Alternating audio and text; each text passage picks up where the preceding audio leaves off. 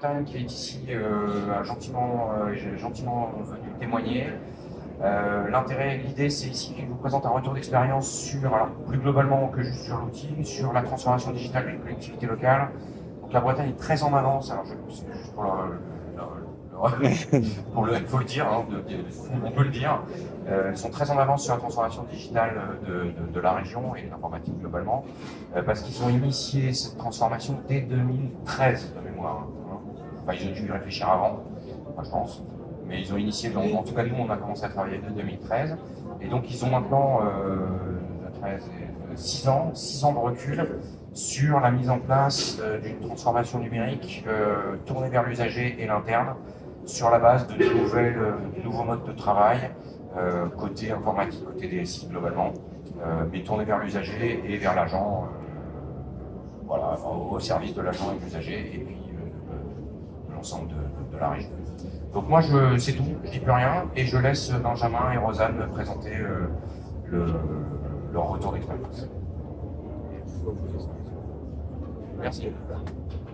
Bonjour, donc je suis Benjamin Buffraud, je suis le responsable d'une équipe de développement à la région Bretagne. Donc je suis avec Rosanne Kili. Bonjour, donc moi je suis Rosanne Kili et je suis ingénieure de développement dans le pôle de développement de la région Bretagne. Et je reprends l'autre micro. On va vous parler de low-code. Donc on a gardé une compétence de développement, donc c'est quelque chose qui est peut-être pas très courant à l'heure actuelle dans les collectivités territoriales. On peut se demander est-ce que ça a encore de la pertinence dans le monde de technologie qui avance très très vite. On va vous montrer que, en tout cas avec la plateforme low-code, c'est possible de continuer à avoir des compétences de développement interne et on va vous montrer ce que ça peut apporter.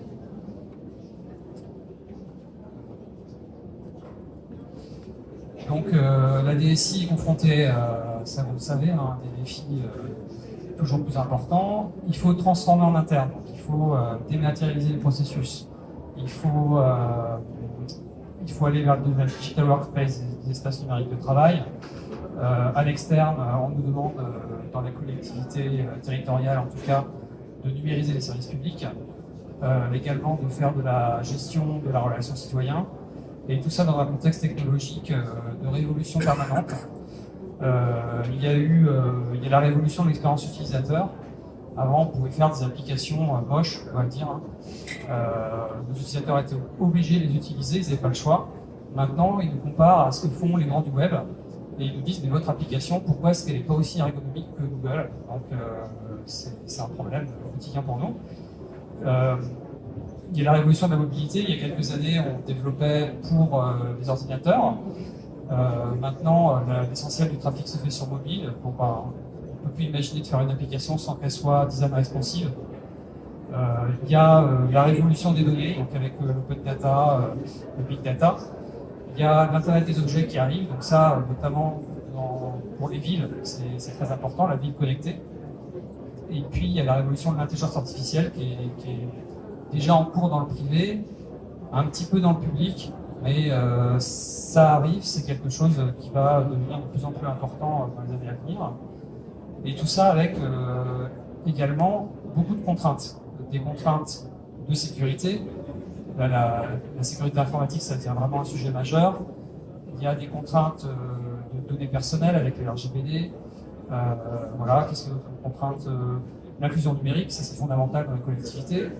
Et puis il faut tout le temps innover, donner une image moderne et intégrer les innovations du monde des startups. Et j'ai oublié d'appuyer sur les slides. Donc, en fait, qu'est-ce qui se passe? La DSI, elle est confrontée à une équation qui est vraiment difficile à résoudre. On lui demande de faire plus fiable, pour être au niveau des grands du web. Et puis, on lui demande également d'aller plus vite. Il faut faire des projets agiles. Il faut livrer plus vite. Et puis après, une fois que c'est en production, il faut être réactif et mettre à jour les produits constamment. Et alors, tout ça dans un contexte particulier, parce que ça c'est global, hein, le secteur privé est confronté au même domaine, mais dans le secteur au même problème, et dans le secteur public, on a un problème spécifique qui est un contexte budgétaire qui est très difficile, pas beaucoup de marge de manœuvre sur le budget et les ressources humaines. Donc comment s'en sortir avec tout ça? Nous, on travaille dans la région Bretagne. On n'a pas la prétention de vous donner la solution universelle. On peut vous dire qu'est-ce que nous, on a voulu faire. Déjà, au niveau de la DSI de la région Bretagne, on a une démarche qualité, donc on est certifié ISO depuis 2003. Ça nous permet quoi? Ça nous permet d'être orienté client. Ça nous permet d'être organisé en processus, donc d'avoir une garantie de service, des indicateurs. Et puis surtout, ça permet d'être dans une démarche d'amélioration continue. Et ça, c'est très important. On se pose des questions, on a une roue des lignes en interne qui permet de s'améliorer. Et puis plus récemment, on était plutôt centré sur l'amélioration interne. Plus récemment, on a essayé de se tourner plus vers nos clients. Et donc, on a mis en place un club utilisateur avec les directions métiers qui sont nos clients. Alors, on a également une stratégie de maîtrise du système d'information. Alors bien sûr, c'est une normalisation du système d'information qu'un petit peu tout le monde fait. Quelque chose peut-être de plus spécifique à la région Bretagne, c'est qu'on a décidé de miser sur les compétences techniques. À l'heure actuelle, on considère de plus en plus que le système d'information, c'est un actif stratégique. Quand on regarde les grandes web ou les startups, qu'est-ce qu'ils font? Ils investissent sur la technique. Et nous, on a décidé de faire pareil. On pense qu'une DSI ne doit pas simplement être un service administratif qui va faire des marchés publics. Ça doit être un lieu de compétences techniques et où on organise la production. Et ce qui va avec ça, c'est qu'on a choisi de faire des choix technologiques. C'est-à-dire qu'on n'achète pas des solutions qu'on empile sans cohérence technique. On a choisi une stack de technologies et on essaye de faire rentrer au maximum les produits qu'on peut faire et aussi les produits éditeurs dans ce contexte technologique. Pourquoi? Parce que tout simplement, si on veut avoir une compétence technique, on ne peut pas l'avoir sur l'ensemble des produits et des technologies du marché. Donc on essaye de réduire au maximum les technologies utilisées.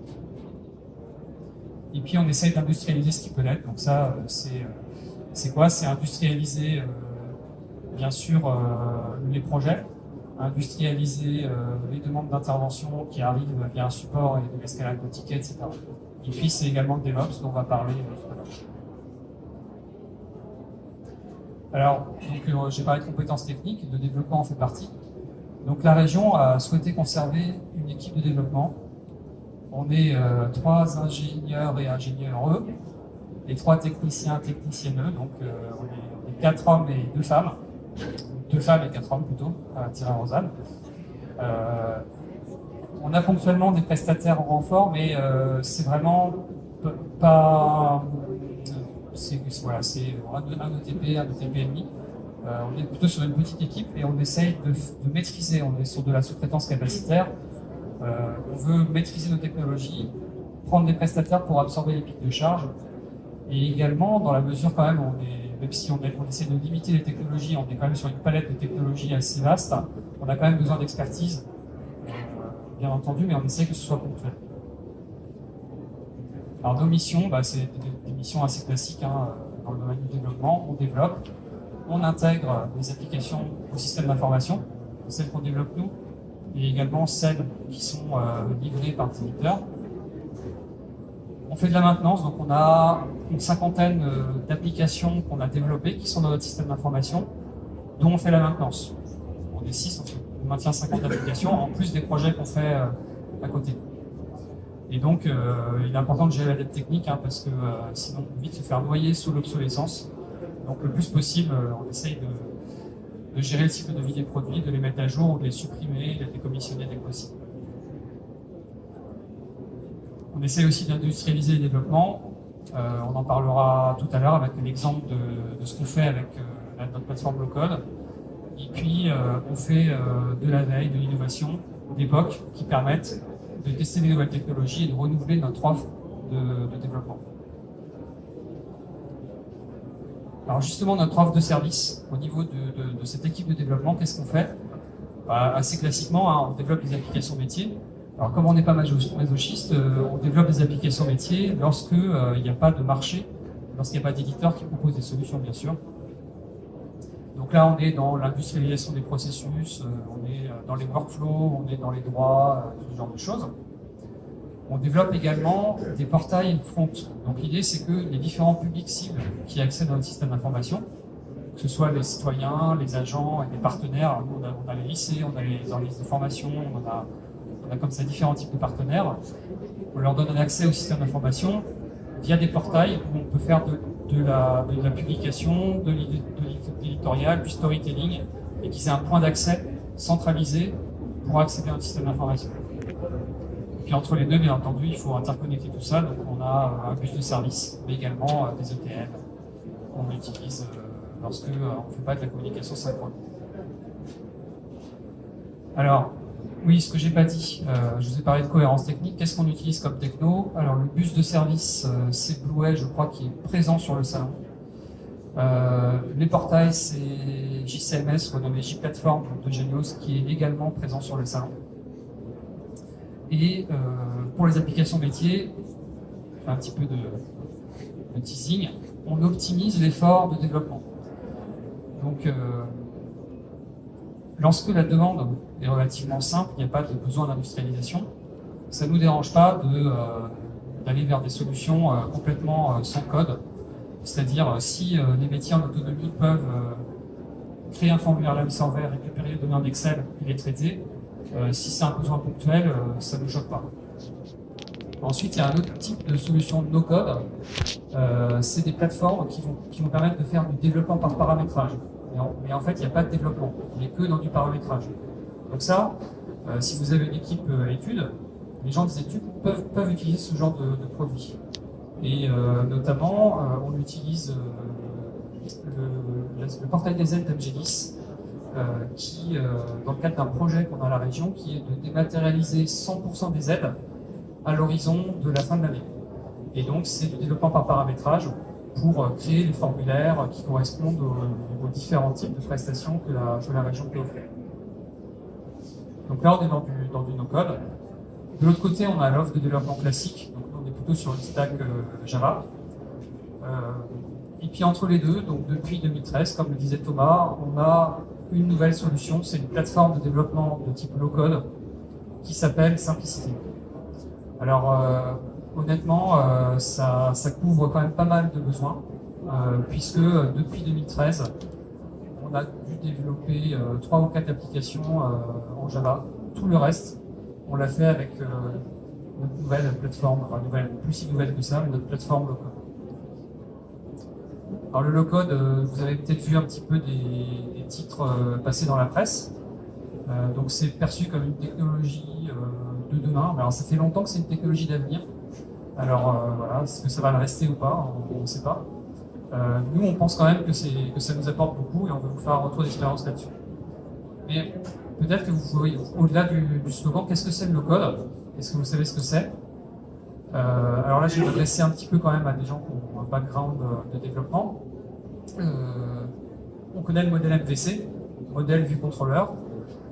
Globalement, dans une application, on a une interface utilisateur, c'est des listes, c'est des formulaires, c'est des menus. C'est ce qui permet d'interagir entre l'utilisateur et la machine. On a des actions utilisateurs, donc c'est sélectionner, enregistrer, exporter, imprimer, voilà. Et puis on a du métier. Donc on a du métier modélisé, des objets métiers, des règles, des workflows qui permettent d'industrialiser le processus métier. Alors comment est-ce qu'on fait en développement classique? Tout ça, il faut le coder. Alors bien sûr, on parle de développement from scratch, de zéro, mais on a quand même des outils, on a quand même des librairies. Mais ces librairies, il faut les intégrer, et surtout après, sur la durée de vie du produit, il faut les tenir à jour. Et l'expérience, je peux vous dire que ça peut devenir un vrai cauchemar. Alors bien sûr, on utilise aussi des générateurs de code, mais ça permet de bootstrapper une application, d'avoir le squelette de l'application pour la compléter. Mais on ne peut pas utiliser des générateurs de code au fur et à mesure des itérations du projet et après de la vie de l'application une fois qu'elle est en production. Le développement low-code, c'est une logique un peu différente, même relativement différente, c'est-à-dire qu'on va coder les règles métiers, principalement. Éventuellement, on peut aussi coder un petit peu des bouts d'IHM. Le reste du métier, on va le paramétrer. Donc ça va être du clic-bouton dans une interface. Et puis, le reste, c'est-à-dire l'interface, les actions utilisateurs, ça va être généré par la plateforme. Et ça va être généré dynamiquement. On n'est pas dans de la génération de code, on est dans l'interprétation d'un modèle. on change quelque chose. Bon, alors on vide le cache, les simplicités, on vide souvent le cache. Et en fait, ça va générer dynamiquement des classes en mémoire et toute l'IHM est régénérée dynamiquement. Alors, si on compare les architectures, en développement classique, vous avez votre infrastructure, vous mettez un serveur d'application dessus, et puis vous développez votre application métier avec des librairies. Donc, les compétences nécessaires, c'est des compétences, si on est sur une stack Java, c'est des compétences de programmation J2E. Si on veut intégrer une nouvelle fonctionnalité, il faut intégrer une nouvelle librairie dans notre application. Et puis, si on refait une autre application qui fait à peu près la même chose, ce qui est quand même pas mal notre cas à la région Bretagne, et ben on repart de zéro. On a déjà essayé de mutualiser des développements. En général, il y a toujours une bonne raison pour que ce soit pas possible. Et donc, on refait un petit peu toujours la même chose. En développement low-code, on a toujours l'infrastructure. Dans le cadre de simplicité, il y a un Tomcat qui tourne ou un autre serveur d'application. Par-dessus, il y a la plateforme low-code. Et on développe les applications métiers par-dessus cette plateforme low-code. Donc là, c'est une logique différente, c'est aussi des compétences différentes. On est dans du paramétrage d'objets au niveau des compétences et dans du développement de scripts. Donc c'est bien d'avoir un background de Java, mais à la limite, si on n'en a pas, on peut aussi démarrer et monter en compétences sur la plateforme, à condition d'avoir des bases en informatique. Voilà. On n'a pas besoin de forcément être un développeur qui comme nous, vient de développement from scratch habituellement. Alors quand on veut des nouvelles fonctionnalités, c'est pas à nous d'intégrer la librairie la plupart du temps. Il faut demander à l'éditeur de l'intégrer. Donc il faut qu'il soit à l'écoute. Et puis une fois que l'éditeur l'a fait, et ben, si on met à jour les différentes plateformes qu'on a, et ben, cette nouvelle fonctionnalité est disponible pour toutes les applications présentes et puis après pour toutes les applications futures. Et on a donc une forte mutualisation de toutes ces fonctionnalités récurrentes. Et je vais passer la parole à Rosa.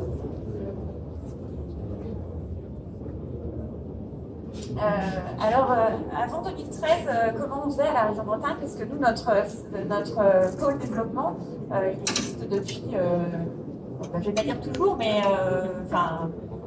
voilà, ça fait très longtemps qu'on a notre pôle développement. Ça fait au moins 25 ans, donc on a continué à garder des développeurs en interne. Donc comment on faisait avant 2013? Eh bien, tous les 2 ans, on choisissait une pile de framework J2E.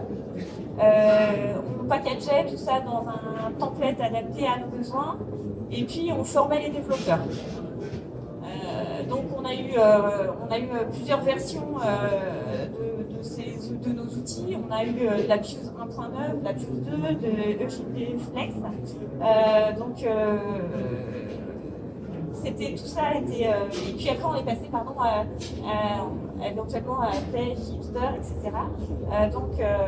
À chaque fois, en fait, ça marchait bien. On a réussi à faire plein d'applications. Comme disait Benjamin, on a une tête technique par rapport à ça, c'est-à-dire qu'on a encore des applications qui tournent dans ces modèles-là. Mais à chaque fois, on a été obligé de réinventer la roue. On n'avait pas beaucoup de mutualisation des fonctionnalités avancées. Et puis, du coup, on a aussi un parc applicatif très hétérogène, puisque tous les 2 ans, on développait des nouvelles choses, et forcément, tout ça génère beaucoup de maintenance. Donc, on arrive à la maintenance. Donc, tout ça, c'est de la maintenance il faut garder les compétences en interne, donc c'est très coûteux. Il faut garder les environnements. Ça, c'est très coûteux aussi, puisque on s'est retrouvé à mettre en place des environnements pour garder les librairies intactes telles qu'on en avait besoin sur nos environnements très anciens. Donc ça, c'est très très lourd à gérer. Du coup, quand on nous donne une évolution sur ces environnements-là, vous imaginez bien qu'on est plus que frileux pour faire évoluer tout ça. Donc, on en arrivait à faire beaucoup plus de maintenance que de nouvelles applications, ce qui dans un environnement mouvant comme la région, où il y a sans arrêt des nouveaux dispositifs qui sortent, c'est vraiment très compliqué. Et du coup, c'était vraiment moins de valeur ajoutée pour nos clients qui n'étaient plus très contents de nos solutions internes. Alors, pourquoi on a choisi Simplicité? Si on regarde l'offre du low-code, il y a énormément d'éditeurs qui proposent des solutions. Et puis, du coup, nous, on a testé, avant de choisir Simplicité, on a testé Salesforce, avec force.com. Donc ça, on a fait une expérimentation en 2012, mais qui était plutôt intéressante au niveau fonctionnalité. Par contre, au niveau du coût, ça ne pouvait pas du tout le faire. C'était vraiment trop cher par rapport à ce qu'on pouvait faire. Et puis, on n'avait pas de solution on-premise ou hybride, ce qui fait qu'on sentait on aurait été très lié à l'éditeur et ça ne convenait pas comme solution. Donc du coup, en 2013, on a rencontré un peu par hasard Simplicité. Donc le choix qu'on a fait, c'est d'abord parce qu'on est hébergé chez nous. Donc ça, pour nous, c'était très important. Qu'on maîtrise toutes nos données, c'est-à-dire que nos données, elles sont sur nos bases de données en interne.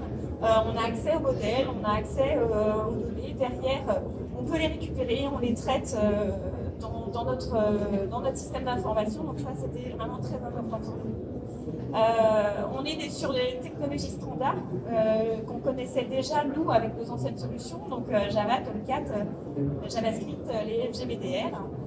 Et puis, c'est un éditeur français à taille humaine, qui est réactif, et ça nous correspondait bien en fait, par rapport à notre façon à nous de travailler. On trouvait ça vraiment très intéressant. On a travaillé avec eux dès le départ, on a pu contribuer aussi un peu à l'évolution de la plateforme, que ce soit en termes d'ergonomie, de fonctionnalité. Et pour nous, c'était vraiment très intéressant en tant que développeur depuis longtemps. Et puis, on a une maîtrise des coûts, c'est-à-dire que si un jour... j'ai pas dit que c'était pas cher. C'est-à-dire que si un jour on veut arrêter, on peut le faire. On n'est pas tous les pieds et poings liés avec l'éditeur du fait que ce soit hébergé ailleurs ou qu'on ne puisse plus s'en séparer.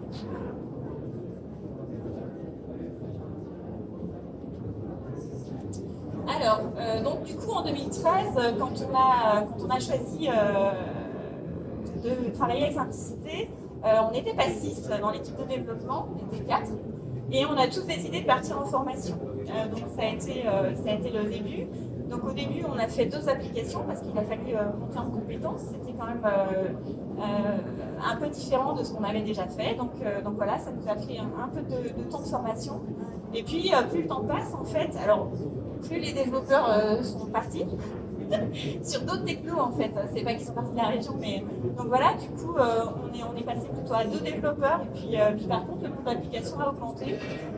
Donc voilà, et depuis 2016 en fait, j'étais toute seule à développer avec Simplicité, mais j'arrive à faire à peu près 5 applications par an. Donc quand on parle d'efficacité du produit, voilà, ça montre que c'est vraiment très intéressant. À partir de 2017, donc, on voit que le rythme reste le même en fait. Pourquoi? Parce que déjà en 2017, on est passé sur la solution V4 de Simplicité, qui est une solution responsive qui a beaucoup changé. Donc voilà, il a fallu appréhender tout ça. Et puis depuis 2018, il y a un nouveau développeur qui est arrivé dans l'équipe, qui a été formé et qui est en train de monter en compétence sur la plateforme. Donc voilà, maintenant on est 2 à pouvoir développer sur la plateforme.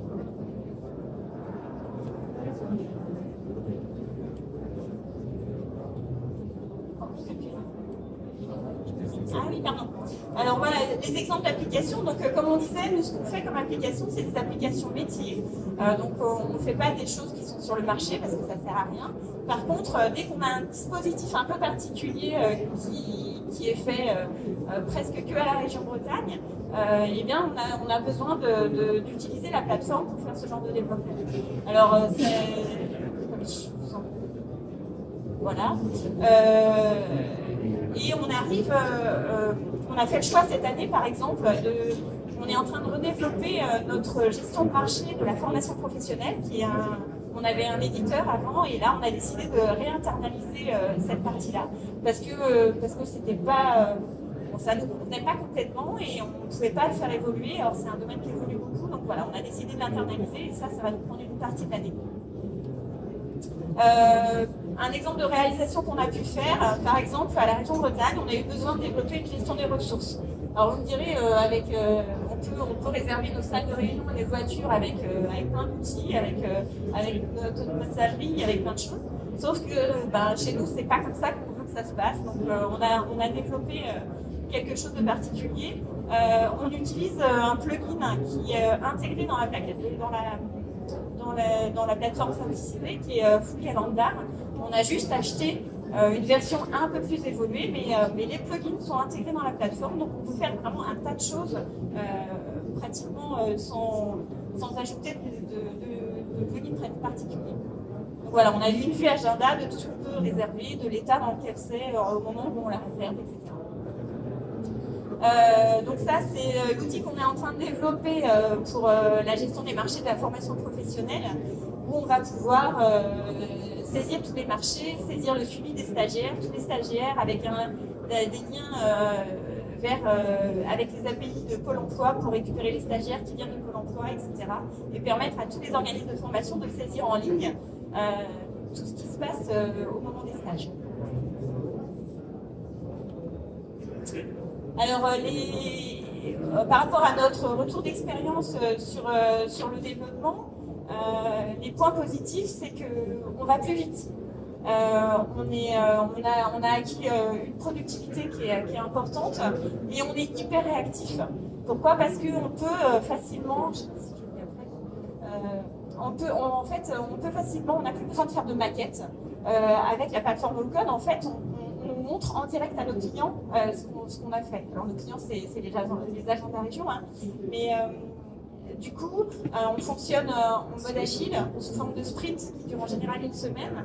Et toutes les semaines, on leur fait une démo en leur proposant des solutions d'IHM et de fonctionnement et de boutons et de tout ce qu'on veut, qui leur amènent des solutions métiers vraiment très importantes.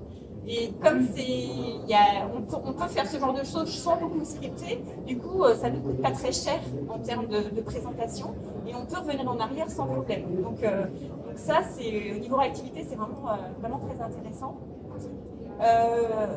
On travaille mieux parce que c'est très maintenable, les fonctionnalités sont mutualisées.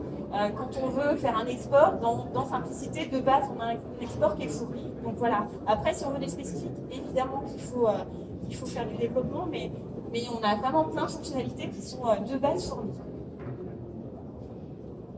Donc du coup, je le disais déjà tout à l'heure, mais on travaille différemment, c'est-à-dire qu'on fonctionne en mode agile.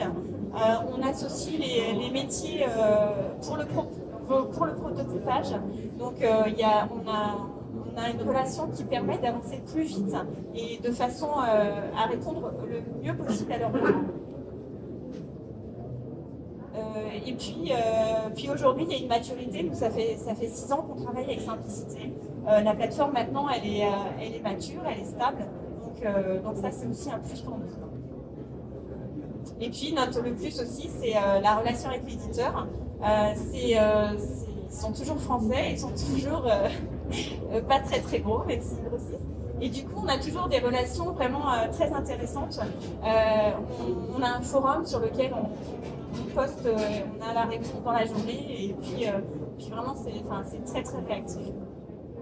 Alors les moins, c'est que il va quand même vous falloir des développeurs, et ça c'est tant mieux pour moi, mais quand on dit low code, c'est pas no code. Il faut quand même savoir faire pas mal de choses, et donc il faut quand même des développeurs. Il ne faut pas sous-estimer la montée en compétences, parce que aussi c'est un peu une nouvelle façon de travailler avec les métiers. On n'est pas que développeurs, on est aussi. Nous en fait l'avantage c'est qu'on, le plus de ce qu'on fait, c'est qu'on a des relations avec les métiers qui sont très proches. Et du coup, cette montée en compétences, elle est à la fois côté applicatif, côté plateforme, mais aussi la relation avec les métiers. Alors un des moins, c'est que nous on a des développeurs, donc on y arrive. Par contre, il n'y a pas un réseau d'intégrateurs pour l'instant encore très développé. Donc c'est un peu difficile de trouver des prestataires quand on a des pics de charge pour nous aider dans ce domaine-là. Voilà, surtout quand c'est après qu'on dit, surtout quand on est en, surtout quand on est en région. Ça change, ça change. C'est moins vrai, c'est moins vrai. C'est moins vrai, mais c'est vrai que sur Rennes, il n'y a pas beaucoup de personnes qui peuvent répondre à ça. Et puis il y a un peu quand même cet effet boîte noire, opacité. C'est vrai qu'avant, avec les outils qu'on avait, on pouvait aller profondément, on savait de quoi il s'agissait derrière. Là, c'est un peu moins accessible pour nous, mais bon. Et puis, il y a une communauté encore jeune, même si depuis 2 ans maintenant, il y a 2 ou 3 ans, il y a le forum qui fait que on poste nos tickets, on voit les tickets de tout le monde. Et ça, c'est vraiment super parce qu'on peut même répondre à des gens qui travaillent dans d'autres endroits. Et donc, c'est encore jeune, mais c'est en train d'évoluer. Merci, je vais reprendre la parole sur la partie DevOps. On va faire vite parce qu'il nous reste 10 minutes. Donc on vous a montré un petit peu ce qu'on peut faire avec le côté DevOps de la plateforme. Depuis quelques temps, il y a également le côté low-code, il y a également l'aspect DevOps qui a été mis en place. Alors le DevOps, ça peut se voir de 2 façons. Un DevOps organisationnel, c'est faire travailler ensemble les développeurs et les exploitants. Et puis il y a la partie technique, où là c'est des outils pour automatiser les déploiements. Donc c'est plutôt de cette partie-là dont je vais vous parler. De 2013 à 2017, on faisait comme ça. On montait un serveur, un Tomcat, on mettait Simplicité dessus, puis on développait les applications, on les déployait. Et donc on avait différents serveurs. Et les mises à jour, elles étaient manuelles. C'est-à-dire que pour bénéficier effectivement des nouveautés de la plateforme, il fallait mettre à jour Simplicité à la main.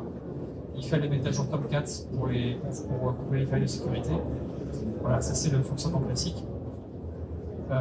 Depuis 2017, Simplicité propose un nouvel outil qui est un manager d'instance qui vient s'intercaler entre la couche OS et la couche serveur d'application. Et qu'est-ce que ça permet de faire? Ça permet de simplifier l'installation et la mise à jour de ce qui devient le middleware, c'est-à-dire Tomcat et puis la plateforme low-code. Alors concrètement, ça ressemble à ça. Donc là, on ne fait pas de démo, hein, c'est comme pour nos applications. Si vous voulez savoir plus sur nos applications, n'hésitez pas à venir nous voir après la conférence. Et puis si vous voulez une démo, il y a l'éditeur qui est présent sur le salon, donc vous pouvez le voir. Globalement, ça ressemble à ça. On a une interface web qui permet de voir les applications existantes et d'en créer une très simplement. Donc là, il y a un petit bouton. Ça ne marche pas le laser. Il y a un petit bouton Create. Donc je clique là, je choisis ma version de Simplicité et en fait, je vais instancier un nouvel environnement de travail ou de déploiement en quelques secondes. C'est vraiment impressionnant. Je clique là, ça va me générer un user Linux, ça va me générer un Tomcat. Ça va me générer une base de données et en quelques minutes, je peux commencer à travailler. C'est assez bluffant à voir. Donc les fonctionnalités principales du manager d'instance, c'est créer une instance en un clic. C'est mettre à jour une instance en un clic. Ça aussi, c'est fort. Ici, là, vous avez la date de dernière mise à jour de chacune des instances Simplicité. On voit celles qui sont rouges, celles qui ne sont pas à jour. Comment est-ce que c'est possible de le savoir? C'est parce que notre repository Git est connecté à celui de l'éditeur et lorsqu'il y a une nouveauté qui est poussée par l'éditeur, on est au courant. Et si je veux mettre à jour cette instance, je fais un clic droit, je fais mettre à jour, j'attends pareil, quelques dizaines de secondes et la plateforme est mise à jour. Donc ça me fait gagner un temps fou. Pareil pour la suppression d'applications, hein, ça se fait très rapidement. Et puis il y a quelques fonctionnalités d'administration sur lesquelles je vais passer. Du coup, on en a profité pour mettre en place une chaîne de production logicielle qu'on a aussi sur les autres plateformes qu'on utilise. Donc on a un environnement de dev et un de test. Donc c'est un manager d'instance de dev, un manager d'instance de test. Ensuite, on passe aux applications en recette pour les montrer au métier. Donc c'est ce qu'a dit Rosanne. Hein. On leur fait une démo et ils font leur retour dans les tests utilisateurs. Et on a monté au niveau de la prod On s'est dit on va pas avoir une seule grosse instance, donc on préfère quand même séparer le déploiement des applications sur 4 managers d'instances différents. Donc c'est 4 gros serveurs quand même, avec un manager d'instance dessus. Et des niveaux de service qui sont un petit peu différenciés en fonction du type d'application, si c'est interne, externe, etc. Ce qu'il nous reste à faire en termes de DevOps, c'est industrialiser le déploiement des applications simplicité, puisque le manager d'instance va automatiser toute l'instanciation et la mise à jour du Tomcat et de la plateforme low-code. Après, quand on développe une application, c'est encapsulé dans des modules, c'est des gros fichiers XML, on peut les récupérer et les déplacer de dev en recette, de recette en prod. Mais on n'a pas encore mis en place une automatisation de tout ça, donc c'est l'étape suivante. On a vu tout à l'heure, on est revenu, notre équipe de dev, avec 2 développeurs. Donc là, ils ont du mal à travailler en parallèle sur la même application. Donc là, on va mettre en place un repo Git et tout un système qui permet de travailler en parallèle et après de merger de fusionner en bien français les développements. Donc voilà pour la partie DevOps. Bilan et perspective. Donc ce qu'on a voulu vous montrer à travers cette présentation, c'est que on peut mettre la DSI au service de la transformation numérique. De notre point de vue, pour ça, il faut une stratégie système d'information. Il faut des compétences. Et puis, il faut des outils. Dans notre cas, voilà, la stratégie, c'est miser sur les compétences techniques. Les compétences, c'est plutôt garder une équipe de dev interne. Et puis, les outils, c'est miser sur des outils d'automatisation et de productivité qui apportent aussi de l'agilité et de la fiabilité. Alors maintenant, est-ce que le low-code est fait pour vous? On n'a pas la prétention de vous donner la réponse, mais quelques éléments. De notre point de vue, les bonnes raisons d'y aller, alors il peut y en avoir d'autres dans d'autres contextes. Je sais que Simplicité, ils ont déjà outillé le back-office de start-up qui voulait démarrer très vite un business avec un développement front de la couche front qui était complètement spécifique et une connexion par API. Donc c'est un autre cas d'usage. Nous, notre cas d'usage, c'est le cas d'usage d'une DSI qui a besoin de développer des applications métiers. Et ben, si vous êtes une DSI qui, comme nous, voilà, veut aller de l'avant, y compris sur le plan technique, si vous avez besoin d'industrialiser le développement et la maintenance de nombreuses applications métiers, si vous avez des capacités de développement interne, alors je sais que beaucoup de collectivités ou dans le secteur public n'ont plus de compétences de développement interne, très peu, mais peut-être qu'aussi avec la régularisation budgétaire, il est temps de se poser des questions et de se dire, tous ces chefs de projet qui géraient des projets, mais dans un contexte de croissance budgétaire, là finalement, ils vont peut-être avoir moins de travail parce qu'il y a moins d'argent et qu'il y a moins de marchés à gérer.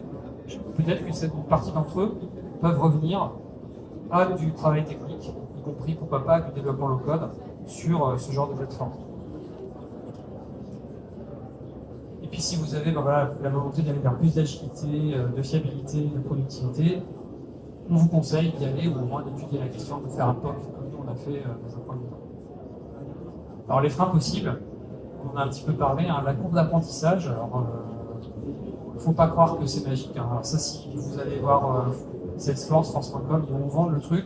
On parle du développement directement par les métiers. Nous, on a fait un POC à France.com. Je peux vous dire que, bien sûr, il y aura toujours des personnes dans les métiers qui auront des capacités de développeurs, mais si on veut industrialiser vraiment le développement, eh ben, il faut rester sur une plateforme qui soit une plateforme de dev. Et donc, il y a forcément la courbe d'apprentissage qui va avec. La complexité ne disparaît pas magiquement. Donc, il faut juste savoir la gérer. Les freins possibles, c'est si vous externalisez aussi complètement vos développements, vous n'allez pas forcément trouver à l'heure actuelle des prestataires qui ça se développe. Notamment si vous êtes en région et non pas en province. Voilà, merci de votre attention. Et avant de passer aux questions, je voudrais juste faire une petite digression. Donc ça, c'était ce que Jacques Chirac avait dit en 2002, notre maison brûle et nous regardons ailleurs.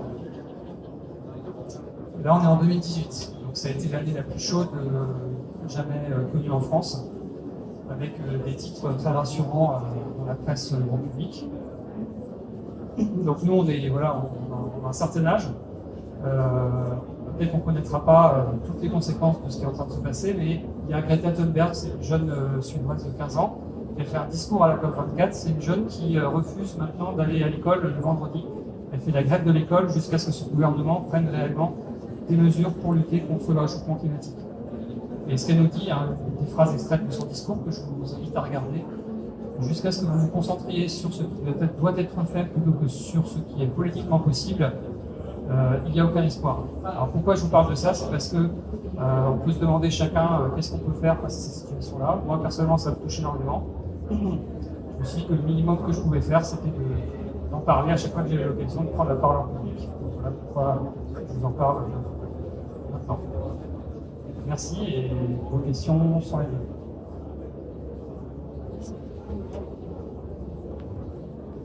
Est-ce qu'il y a une première question?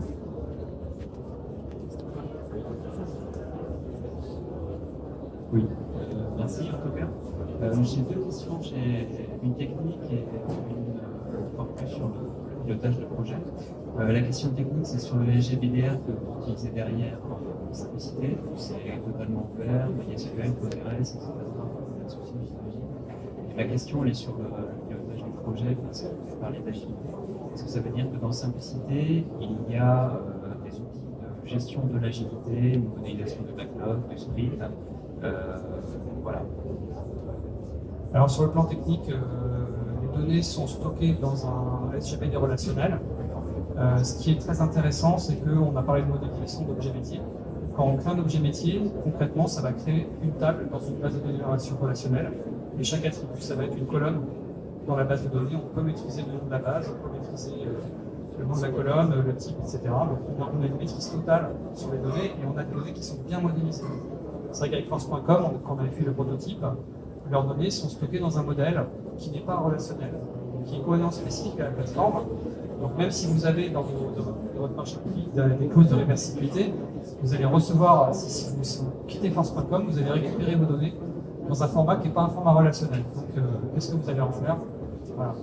Donc avec simplicité, on n'a pas ce problème-là. Et donc nous, on a fait le choix de Postgre. Donc, maintenant, on est sur MySQL. Alors c'est vrai que maintenant on est sur MySQL. On est sur MySQL, mais avant on était sur Postgre. Et en fait, quand on crée une instance dans le manager, on choisit. On peut choisir en fait si on veut créer une application de simplicité V4, simplicité 3.2, etc. Et on choisit aussi la base de données qu'on veut utiliser. Voilà, il y a quelque chose qu'on a fait d'un peu spécifique, on a travaillé là-dessus avec l'éditeur. La base de données, elle n'est pas instanciée sur le serveur applicatif, elle est instanciée sur un serveur de base de données. Je vois Christelle, là, qui était administratrice des bases de données chez nous avant, qui tenait à ce qu'elle a raison que toutes les bases de données soient sur des serveurs à part et pas sur les serveurs applicatifs pour des questions de sécurité, de maintenabilité, etc. On a mis ça en place et ça marche très bien. Donc quand on instancie par simplicité, la base de données est instanciée sur un serveur distant. Et sur l'aspect organisationnel, je te laisse répondre peut-être aux âmes. Oui, alors en fait, on a, par rapport à la gestion des projets agiles, on a un autre outil. On ne fait pas les simplicités, on a Jira, voilà, qui nous permet de gérer notre backlog et puis voilà. Donc je ne suis pas plongée, je sais qu'il y a des choses dans l'outil qui permettent de gérer les projets, mais ça, nous, on ne l'a pas mis en œuvre parce qu'on travaille en termes d'agilité, on travaille avec une pôle étude, on a un pôle étude, donc voilà, qui ne va pas dans simplicité et du coup toute cette partie-là, elle est gérée dans Jira pour nous. Ouais, on a un mode de gestion transverse, mais Thomas va répondre. Il y a toute une stack effectivement d'outils au sein de Simplicité. Rapidement sur la couverture de l'instrumentation de la gestion du projet, en fait, Simplicité couvre l'ensemble de l'ALM, l'Application Lifecycle Management. Donc on peut même déclarer son besoin, alors ça reste du déclaratif, c'est-à-dire qu'il faut quand même le saisir à la main. On peut déclarer le besoin, donc le métier peut se connecter, peut déclarer son besoin, dire je veux une appli qui gère les formations professionnelles. L'équipe de dev ou des études va transformer ce besoin en exigence unitaire. Chaque exigence unitaire va pouvoir être affectée à une équipe, à un développeur. Le développeur, lui, va pouvoir, l'intérêt, c'est surtout d'établir une bijection entre le besoin et sa réalisation, parce qu'en termes d'évolutivité, forcément, ça va être beaucoup plus simple. Donc le développeur, le designer va pouvoir, lui, dire pour mettre en place ce besoin, j'ai paramétré tel objet métier, j'ai créé telle règle de gestion, j'ai fait tel code. Donc là, on a l'effet bijectif entre le besoin et sa mise en œuvre. Il va pouvoir saisir son temps, imputer, dire voilà mon plan de charge, avoir son Gantt, qui pourra gérer son Gantt. Donc là, on est sur la partie. Donc ensuite, bien sûr, chaque besoin, chaque exigence a son morpho d'état, je suis en cours de dev, tester OK, tester KO. Voilà. Je peux intégrer ça dans des sprints, agiles aussi, sprint 1, sprint 2. Donc là, on est sur la partie design, build. Donc ensuite, on va faire le boulot. Ensuite, on peut tester l'application. Donc dans Simplicité, on peut définir les cas de test, les cas d'usage. On a un petit sniffer qui permet de... Alors, c'est pas du test d'automatisation vraiment très pointu, parce qu'en fait, si on veut rejoindre, donc on peut modéliser un test, donc Simplicité va se déconnecter, passer les écrans les uns après les autres. Mais si on fait une modif et qu'on bouge l'écran, on va redesigner le test, parce qu'il ne sera pas où cliquer. Hein. Si on bouge le bouton, forcément, il ne sera pas où cliquer. Et on a une problématique de métamodélisation sur les données, les tests en conditions initiales. Parce qu'en fait, quand on fait une évolution sur une demande, souvent on veut tester une nouvelle version, enfin une nouvelle appli, dans les conditions initiales du premier test, avec les données initiales du premier test. Là, il y a un problème ouvert. Et puis ensuite, Simplicité on peut gérer aussi le operate, donc la prod. Simplicité a des sniffers qui permettent d'aller voir l'état de la RAM, l'état de sous-mesure, le nombre de requêtes SQL, le temps de requêtes SQL, le nombre de logs, le nombre de. Enfin, en fait, on vient du gros SI, on a beaucoup travaillé sur des ERP, des gros systèmes d'information. Le papa du produit était un architecte urbaniste, développeur, et Simplicité a été pensé comme une plateforme industrielle type ERP, vraiment très costaud. Et souple, en fait, il avait un souci sur la marre d'utiliser des logiciels où je fais 80% de mon besoin très cher, et puis les 20% qui sont vraiment spécifiques, je dois repayer le même prix pour juste mes spécificités. Le dev spécifique, si l'envers allait pas bien parce qu'on avait l'effet tunnel ou sans effet tunnel, le métier disait bah non, vous n'avez rien compris, le besoin est bougé, voilà. L'évolutivité n'était pas gérée parce qu'il fallait corriger, il ne faut pas documenter la compétence des parties, etc. Donc il s'est dit, il faut un méta-outil qui soit aussi robuste et fiable et industriel qu'un logiciel, aussi souple qu'un développement spécifique en termes de couverture métier, faciliter la vie du développeur pour ne pas réinventer la roue à chaque fois et refaire tout le temps les listes de formulaires, et faciliter l'évolutivité de l'application quand on a des changements parce que le métier évolue et parce que... Donc on couvre un petit peu tout ça. Est-ce qu'il y a d'autres questions? Est-ce qu'il y a des choses, enfin quelle est la limite? Est-ce qu'on peut tout faire? J'imagine que ça dépend des compétences, de l'expérience. Est-ce qu'il y a des trucs qu'on dit, ou est-ce qu'on sait tout de suite dire ça on sait faire, on sait pas faire? On peut dire on commence, on acquiert de l'expérience, on va voir à droite à gauche, on va loin. Ou est-ce qu'il y a un moment où on se dit bah non là je ne vais pas? Alors, de notre expérience, parce que je pense que les éditeurs auraient une réponse différente, mais je vous dis déjà, ça couvre vraiment, on a développé combien d'applications, je ne sais pas, une quinzaine. Et alors, à côté de ça, il y a 2-3 cas où on a fait du développement from scratch. Et ces cas, ça va être, qu'est-ce que c'est? C'est un convertisseur de fichiers. On voulait quelque chose de très simple, où quelqu'un pouvait déposer un fichier dans un format, le récupérer dans un autre. C'était pour convertir des RIB en IBAN pour les paiements. Ça, c'était un cas. Il y avait un cas, c'était un testeur de mots de passe. On voulait que les gens puissent tester la solidité de leur mot de passe par rapport à des bases connues de mots de passe corrompus, compromis sur Internet. On a eu aussi une fois le besoin de mettre en place une aide au modèle scolaire qui soit dans un contexte d'inclusion numérique. Donc là, il fallait que le formulaire soit vraiment le plus simple possible. Donc là, il y avait un développement front vraiment très très simple. Là, c'est pareil, on est reparti sur du développement from scratch. On aurait pu faire le back-office en Simplicité et refaire et le connecter à un front développé spécifiquement.